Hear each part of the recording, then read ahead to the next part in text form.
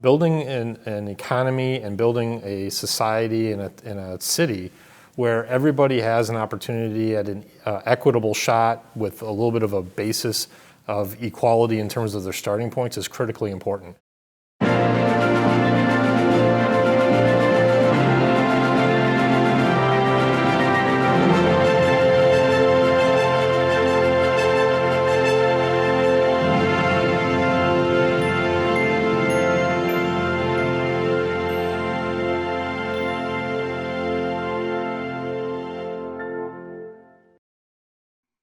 Good afternoon, and thank you for joining us at the Tulsa Regional Chamber's State of Inclusion.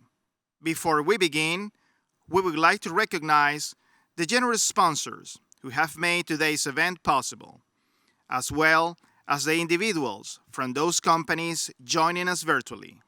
Our goal sponsor is TTCU Federal Credit Union, represented today by President and CEO Tim Lyons, the Chamber's Vice Chairs of Education.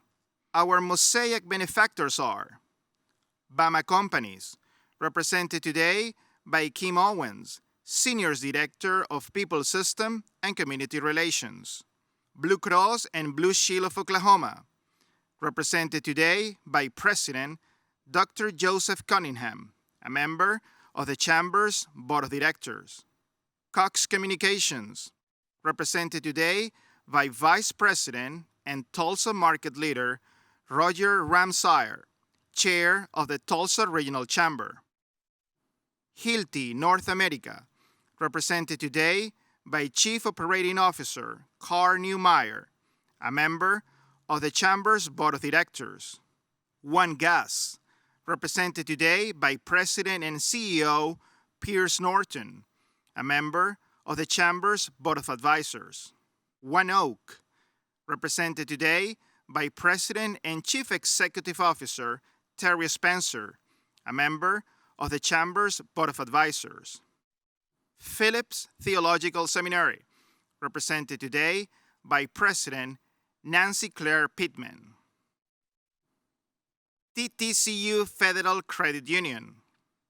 And Williams, represented today by Senior Vice President and Chief Human Resources Officer Debbie Cohen, a member of the Chamber's Board of Directors. Our silver sponsor is Exceptional Leaders Lab. And our Mosaic supporting sponsors are Advanced Research Chemicals, Bank of Oklahoma, CF Industries, the Charles and Lynn Schusterman Family Foundation, Exceptional Leaders Lab, Explorer Pipeline Company, I Love Salon and Day Spa, PwC, Reliant, Snacky Turban Frank, T.D. Williamson, Tulsa People Magazine, Tyler Media, and WPX Energy. Please also take note of the corporate sponsor list on the event webpage. Good afternoon. I'm Roger Ramsire, Vice President and Tulsa Market Leader for Cox Communications, and I'm humbled to serve as your 2020 Chair of the Tulsa Regional Chamber of Commerce. We at the Chamber believe our region is stronger because of our diversity, not in spite of it. To fulfill our mission of improving the quality of community life through the development of regional economic prosperity, we're committed to creating equitable opportunities that benefit all Northeast Oklahomans. And we're proud to partner with hundreds of organizations across the Tulsa region that share in this commitment. Mosaic is the Chamber's coalition of companies and nonprofit partners that celebrate diversity, champion equity, and cultivate inclusion within the region's business community. These organizations recognize the importance of ensuring that their employees, boards, and volunteers reflect the diversity of their customers and of our community. Further, they recognize that inclusive business practices and equitable access to opportunity are essential to the economic vitality of our region. Each year, Mosaic's Inclusive Workplace Index surveys the region's business community to gauge our collective strengths and opportunities for improvement. Of the nearly 100 companies that took this year's index, 57% have programs to develop a pipeline of diverse leaders, and 60% have programs to recruit diverse candidates. These results show marked improvement since last year. We're thrilled to see that more and more companies recognize the value diversity brings to their organizations. Now, Tulsa is known as America's most generous city, and we see that reflected in the index results as well. 80% of this year's respondents engaged their employees in community DEI work by encouraging volunteerism with diverse populations, and that's more than double last year's results. One of the key drivers of a community's DEI efforts is the buy-in of executive corporate leadership. And while our region boasts strong engagement with DEI, only a third of participants in this year's index reported that DEI goals are part of their company's performance evaluation of leadership. C-suite accountability is imperative to the success of DEI initiatives, and the Tulsa region is fortunate to have some truly exemplary corporate leaders who share these values. As we strive to position the Tulsa region at the forefront of diversity and inclusion leadership, we don't have to look far for role models. I am humbled and pleased to serve alongside several such leaders on the Tulsa Chamber's Board of Directors, and we're delighted to introduce you to a few of them today. I'm thrilled to be joined today by 3 CEOs and people who've become some close friends of mine in the journey toward diversity, equity, inclusion for the business community. Rose Washington with TEDC, or Tulsa Economic Development Corporation, Carl Newmeyer with Hilti, and Peggy Simmons with AEP PSO. I'd like to welcome you all for joining me today. Thank you for the conversation. I've got some questions for you guys. Are you ready? Bring it Ready. on. Sure. Okay.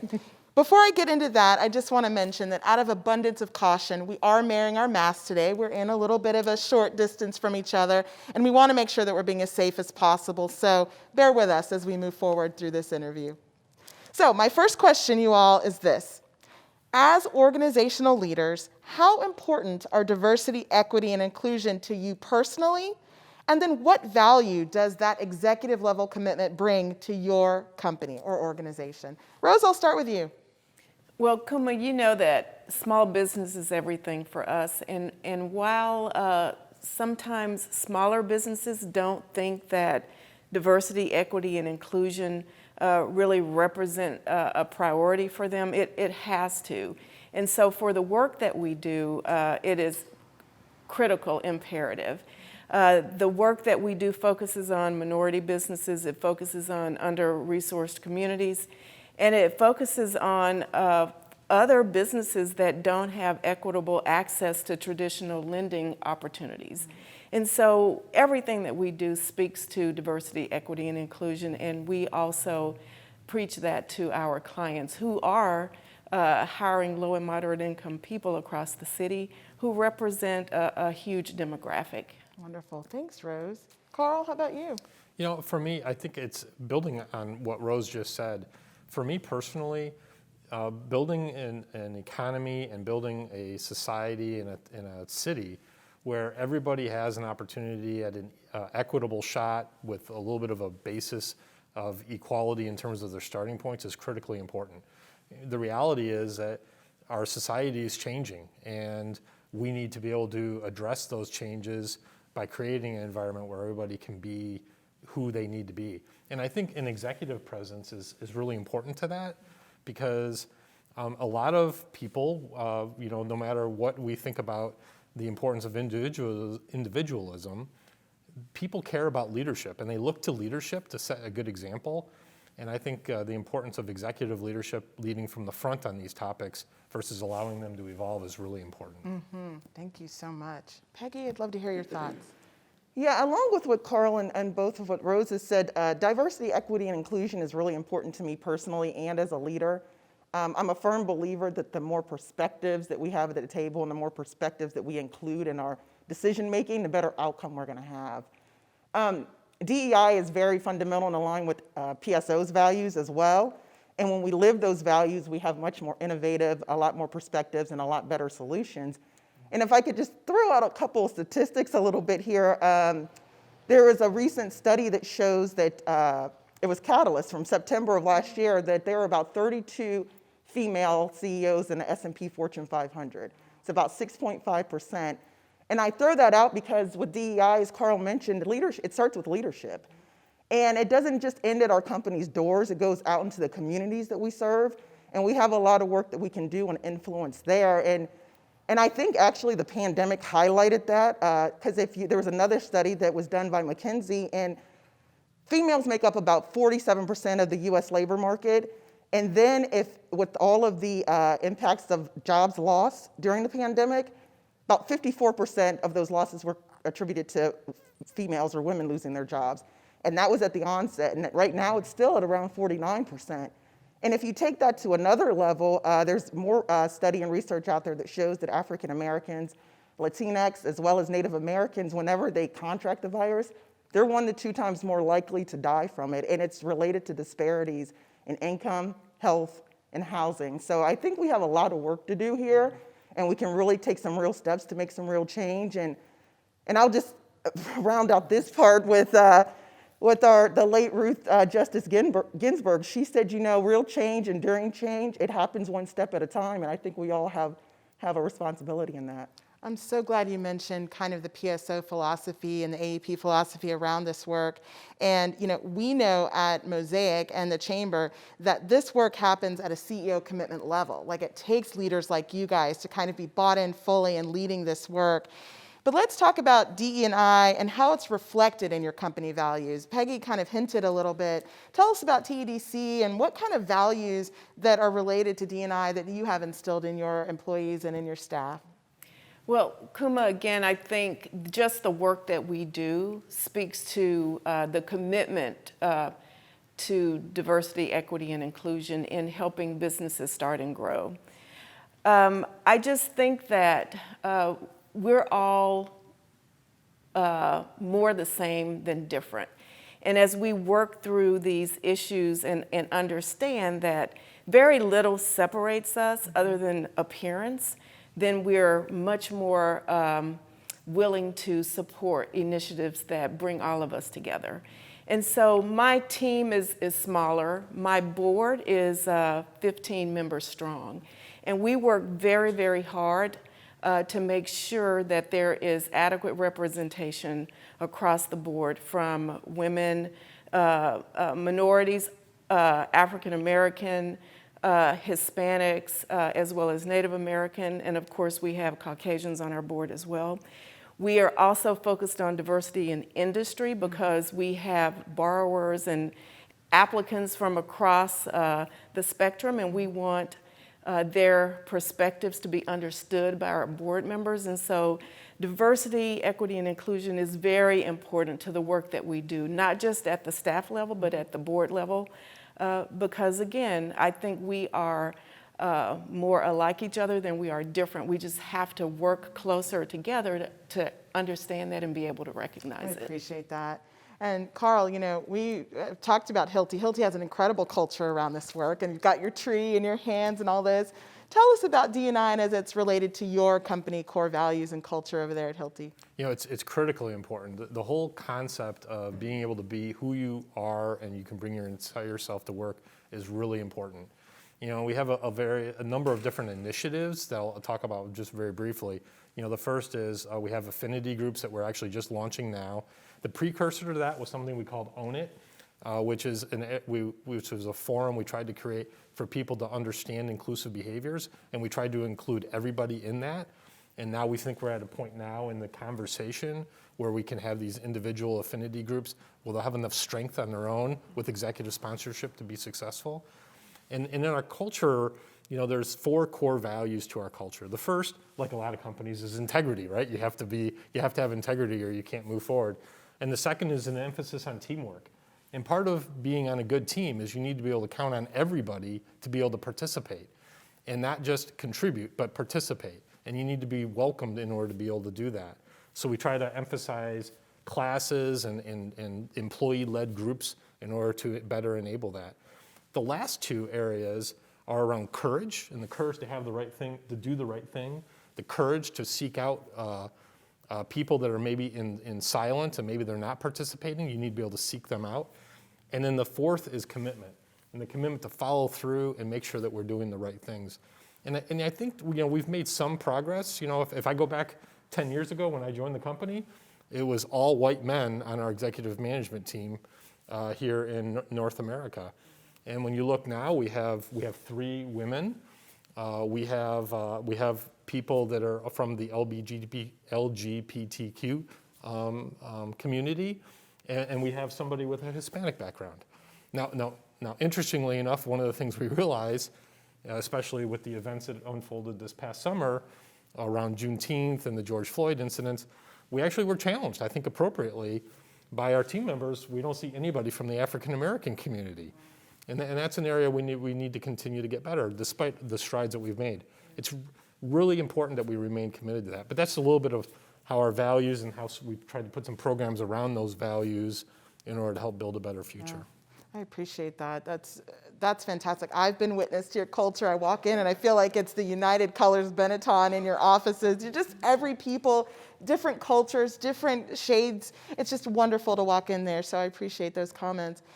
And then Peggy, AEP PSO won our Diversity, Equity, and Inclusion Champion Award last year at the State of Inclusion. So I know it's embedded in your core values. Do you want to speak a little bit about that? Yeah, it certainly is embedded in our core values. And similar to, Carl said a couple times about doing the right thing. And fundamental to our core value is doing the right thing every time for our customers, for each other, and for the future. And if I unpack for each other a little bit, it's about holding each other accountable. It's about assuming positive intent. And it's about embracing diversity. And we really, really lean into that part. And DEI is threaded throughout our strategies that we have at our company. It's not a set aside on something on our agenda. So, don't get me wrong, we have a lot of work to do, definitely. I think we all do, but I certainly think we're on the right track there. Oh, that's so good. I'm so proud to be a part of a city that has leaders that are embracing these concepts within their organization. And I was incredibly impressed when in last December, with the help of Hilti and Carl, we hosted the Catalyst Men Advocating Real Change Leadership Workshop here in Tulsa for about 40 CEOs to spend a day and a half with us. Fantastic event. You were all there. Thank you so much for that time. Tell me, would you like to share a little bit about how that experience impacted your leadership at all? And I'm going to start with Peggy this time. We'll move around. Well, thank you for that. And so first, I'm going to thank Carl and Hilti for bringing such a unique experience to Tulsa. And it was really an experience to have CEOs from all around and leaders from all around Tulsa to come together to go through that workshop together. A lot of times you just have a company go through it, but to have a city to go through it, that was simply amazing. Some of the things that stuck out or to me from my leadership was just understanding that we're all at different levels of our understanding as it relates to DEI, as it relates to the gender and wealth gap. And so that was definitely interesting and eye-opening. The other thing for me, it shined a light on me being more intentional about both formally and informally about moving from awareness to action on a lot of things that we were doing. So, but again, it was a great experience. Oh yeah, powerful to have the mayor and the heads and the city councilor and all of this in the same room. Carl, what are your thoughts on Mark and what that event was for your leadership? Yeah, for me personally, I was overwhelmed in a very positive way, and to be surrounded by a lot of people, really some of the most important leaders in our community from both business and from the public space. And I think for us to be able to have a safe space where we were able to talk about these topics, and we were able to take action. I remember we set up our pairs, like our accountability buddies, so to speak, to follow up afterwards. And I know I was able to do that with the person I worked with. And then for me, it was this action piece. And I think when we came into the events of the summer around the whole George Floyd thing, I think it spoke a little bit about what we were able to do because we were able to bring that community back together through a couple of workshops, and we were able to do a couple of things in order to try to help the chamber think about the next steps forward. We were able to talk with the mayor and the chief of police and Reverend Owens, I believe it was, and they shared with us what they thought we needed as well, right? And I thought the ability to have conversations around these topics in a safe way, knowing that we're all kind of, exactly as you said, kind of coming at it from different spaces with different experiences, but be able to share that in an open way. And for me, that was a hugely impactful experience. Thank you. Thanks for letting us have it. How about you, Rose? So, Kuma, I think seeing leaders be vulnerable, and powerful. I think we walked in knowing each other, we left loving each other, because we were willing to acknowledge that even though we are in leadership positions, we are not perfect. And we all have hidden biases. And if we as leaders have them, that means that the people we lead do. And understanding that we can't give up on the strategies and the initiatives to make change happen, so that when you look at me, you don't see curly hair. You just see Rose. Right. But I think we made progress toward just being open and honest and acknowledging that the work is important. And we cannot stop until we see each other in the eyes of love. Yeah, and that you talked about it earlier. You know, there was this through line through that whole training that was about more connects us than separates us, and you talked a little bit about that. And so I love that it was that was really the sort of unifying force that brought us all together in that process. You know, I was just thinking about the fact that all of you guys, you're all sitting on the board of the chamber. Thank you so much for your service to our organization. It's like a second job, I know. That being said, this year I was so impressed when I did the numbers of the board. On average, all of our board members have done about 15 hours of D&I training. That's including the MARC, that's including the Return on Inclusion Summit, that's including implicit bias training.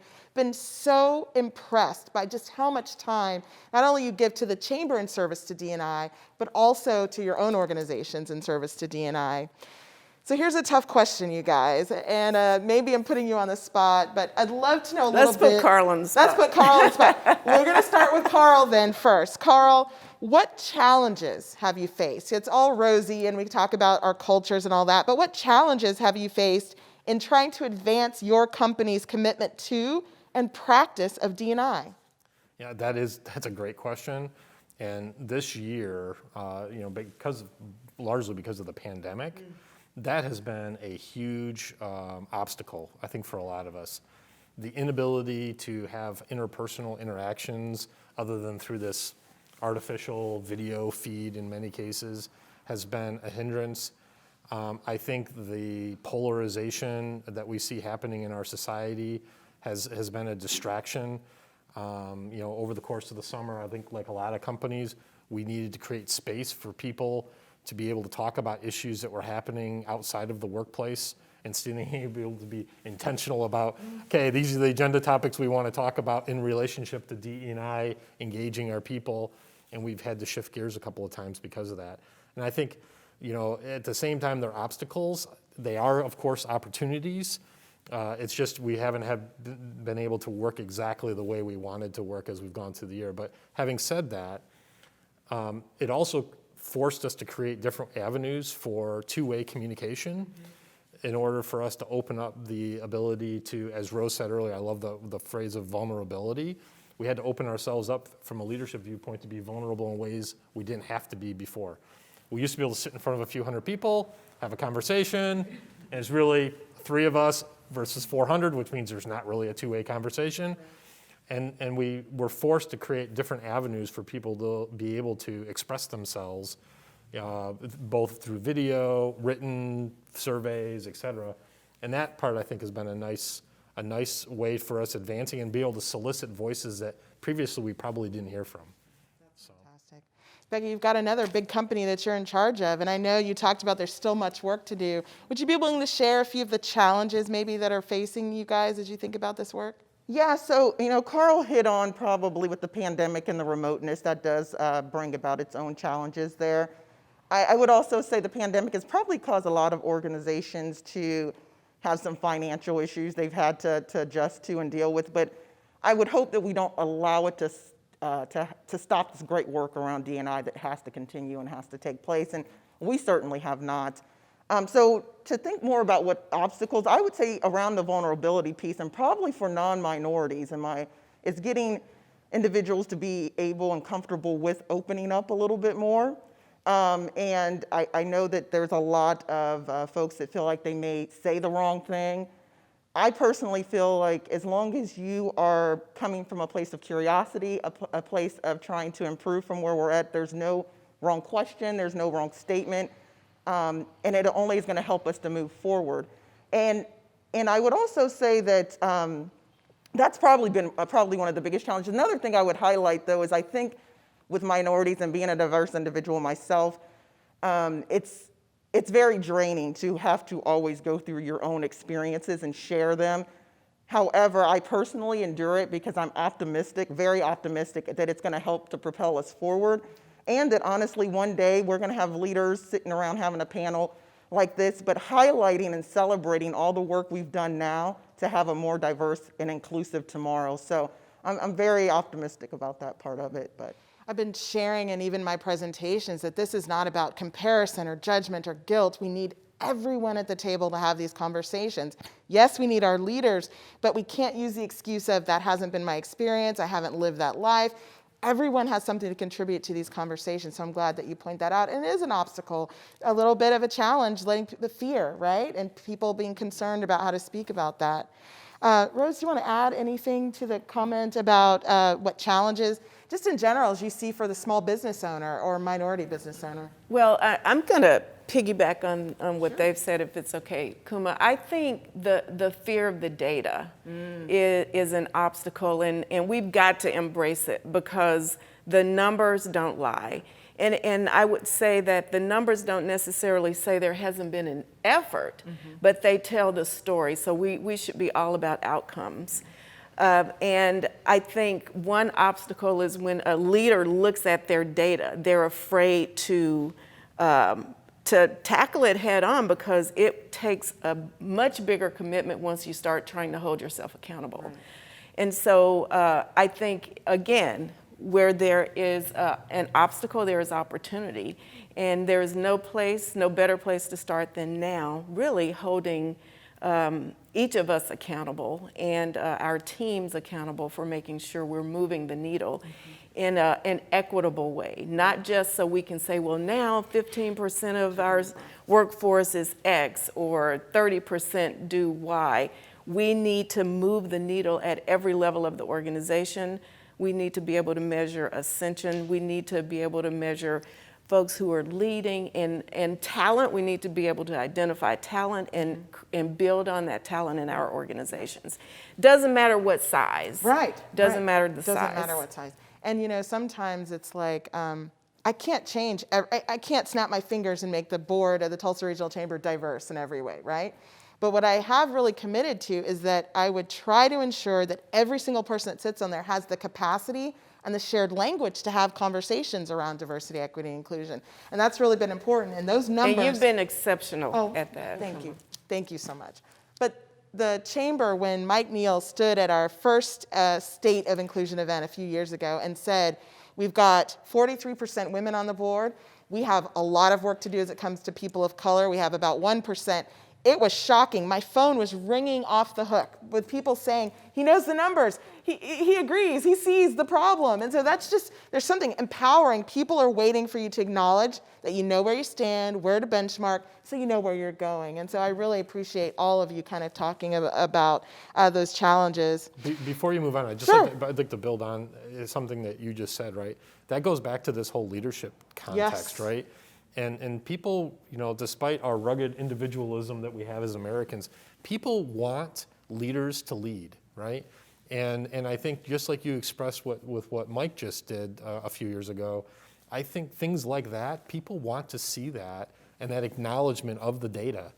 Right. We had to face, I mentioned this what happened when we were confronted with there's no African Americans on our executive team, we had to look at our recruiting efforts, right? And we recognized that, I'll use campus recruiting as an example.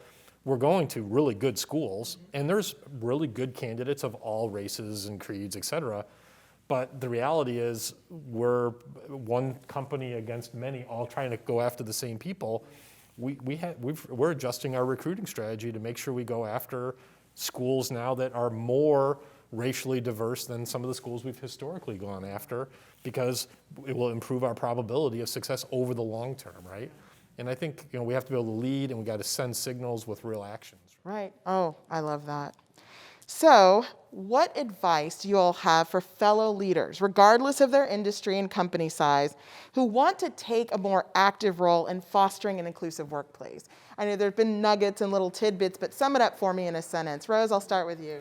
I think look for best practices. We're far enough down the road on this topic to not have to necessarily reinvent the wheel, but look at best practices. Mark offers plenty of advice and guidance, and there are many other resources. And I think too, just opening up to each other.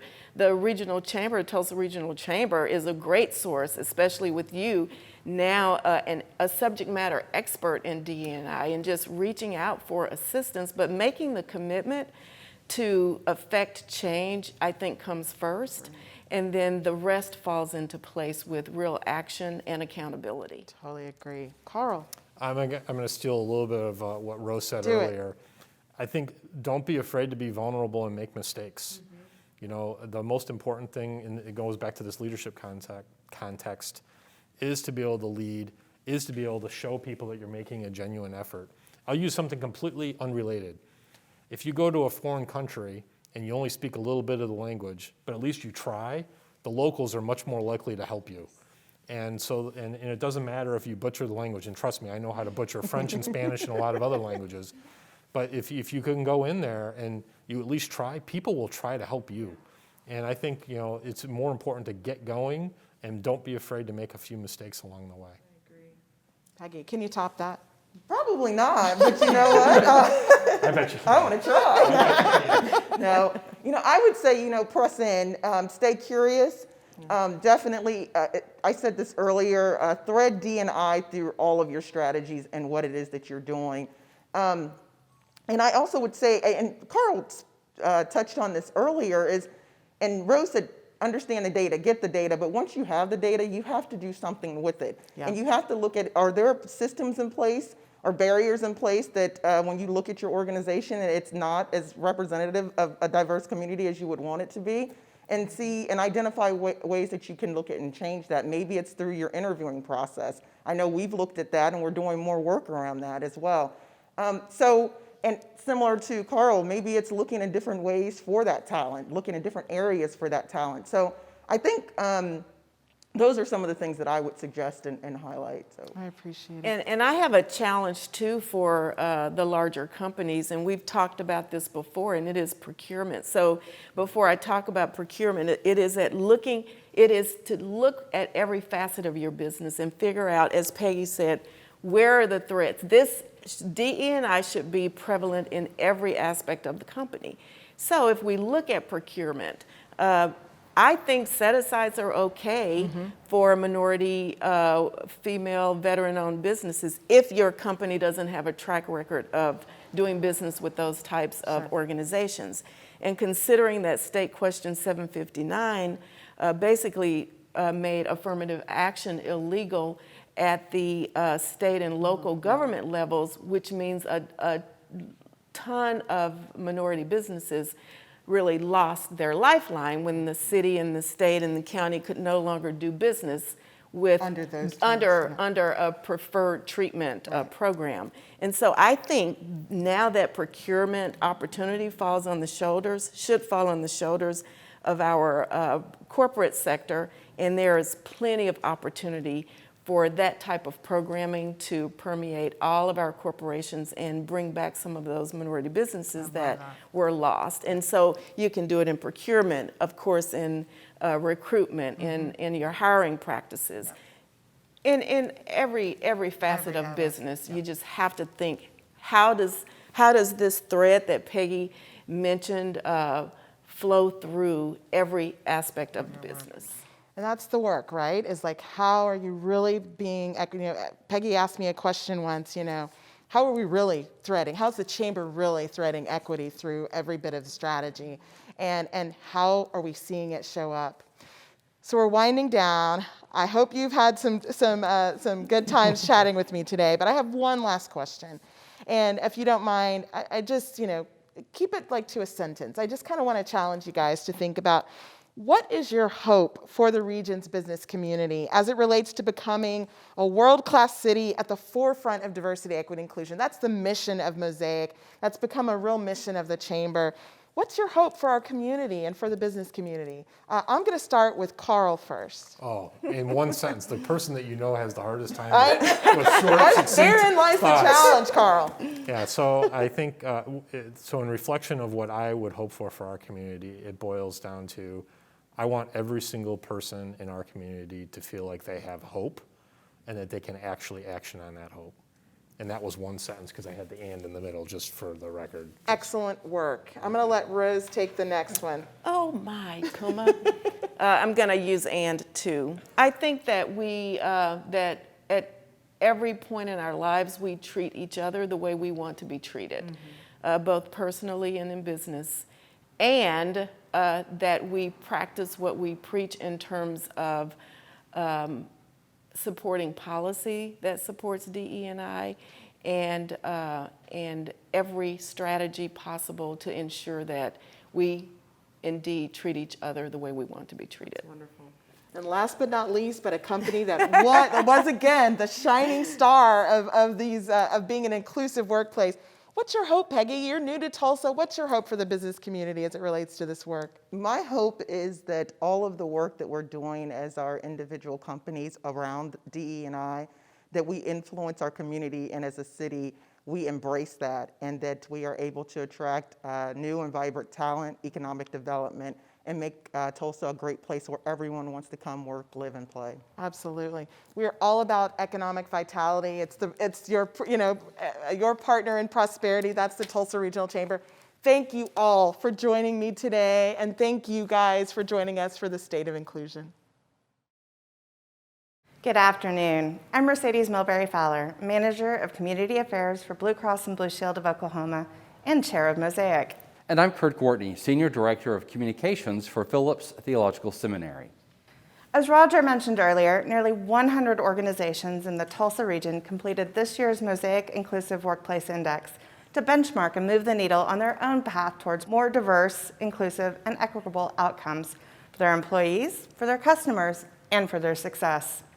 Of the participating organizations, some are large businesses, others small nonprofits. Some have advanced DE&I programs, while others are just beginning their journey. No matter where each organization stands today, what's important is that we're all taking daily incremental steps to become better as individuals, as organizations, as businesses, and as a community. It's now our privilege to recognize several chamber members that participated in the index for their exceptional commitment to and excellence in the work of diversity, equity, and inclusion. The Mosaic leadership team blindly reviewed submissions and selected these organizations, each of which we believe offers examples of success you can apply at your company. The first organization we'd like to highlight is Morton Comprehensive Health. Morton has emphasized staff development, training, and mobility for frontline workers who tend to be minority employees. Specifically, Morton provided financial support for nursing school for LPNs to become RNs. They provided internal training for Spanish-speaking staff to become certified medical translators. They conducted a review of wage and salary levels with adjustments for frontline workers. And in addition, Morton provides an ongoing review of opportunities to move existing employees into leadership and roles with increased responsibility. These are all great examples of engagement, resources, and leadership that we can modify and implement in our own organizations to drive equity for our team members. The next organization we'd like to highlight is OneOak. The company has a mature program that runs the spectrum of diversity, equity, inclusion, and leadership at all levels throughout the organization. Although we don't have time in just an hour to share all of their efforts, we want to highlight one special initiative they've added this year. ONEOK created and is executing a comprehensive plan specifically addressing the recent turmoil in our nation related to racial inequity and injustice facing the Black community. This program includes communication from various levels of the organization, mental health supports, including individual and group services, virtual and on-demand workshops teaching the skills necessary to be an effective ally in the workplace, listening sessions and D&I council meetings dedicated to supporting Black employees, internal newsletter content focused on allyship and its importance to ONEOK and the broader community, and much more. Now, this plan is in addition to the long list of DE&I initiatives, programming, training, and processes at ONEOK. It takes a lot of effort, but don't be dismayed, no matter where your organization is on the DE&I journey. Consider implementing just one of these initiatives at your organization. That's right. You don't have to be large to have impact. The next organization we're going to highlight is Switchgear Search and Recruiting. In their submission, Switchgear talked about the struggles of leveraging DEI resources when you have fewer than 10 employees. But instead of quitting, they got creative. Switchgear believed that other small businesses had to have similar questions, staffing challenges, and resource limitations when it came to diversity and inclusion. So what did they do?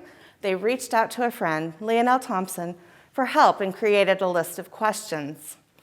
They taped their first ever podcast last month and are sharing that with small business leaders nationwide. They've had so much interest, they're now developing a monthly series to help small business owners. In addition to the podcast resource, Switchgear has implemented DEI processes into their recruitment and interview processes for internal and client searches. And they're also training 200 plus client companies on DEI best practices when it comes to employee recruitment and retention. Our next highlight is Hilti, a global company with a mature DE&I program. As you saw during Kuma's conversation with Hilti North America's COO Carl Neumeyer, we can learn so much from their continued efforts and creative initiatives. Their work is proof that the DE&I journey doesn't end. It continues to evolve and meet the needs of employees. We're excited to highlight just 4 of the DE&I initiatives Hilti conducted in the past year. First, presenting the Men Advocating Real Change event in conjunction with the Chamber. This event provided training and awareness around diversity and inclusion for 42 community-based CEOs, business leaders, and publicly elected officials to help foster understanding, empathy, and inclusion in our community. Publishing an annual inclusion and community calendar, where Hilti once again discussed the 1921 Tulsa Race Massacre, not just with their Tulsa employees, but with employees from across North America to bring added context to the history of racism and racial inequality in our country. This year, Hilti added emphasis in the areas of registering to vote, also making time for their team members to vote, and extending paid service time off to cover poll work. They also expanded benefits to include grandchildren and in-laws as dependents. The next highlight is CAP Tulsa. For the past decade, diversity, equity, and inclusion have been a core value for CAP Tulsa, and that value is reflected in their actions. Karen Kiley, CAP Tulsa's executive director, hosts conversations on racism and equity with the opportunity for all employees to be part of the dialogue. CAP Tulsa teachers are trained in developmentally, culturally, and in linguistically responsive teaching practices, which ensures students are in an environment without learning distractions. They provide training to all agency supervisors in a 3-part series on culturally competent leadership. And in addition, CAP Tulsa adopted the National Association for the Education of Young Children's position statement on advancing equity in early childhood education for everyone, which includes recognizing the power and benefits of diversity and inclusivity and taking responsibility for biased actions, even if unintended, and actively working to repair the harm. It's very important to understand the difference between impact and intent. We have time to highlight one more organization today, Magellan Midstream Partners, LP.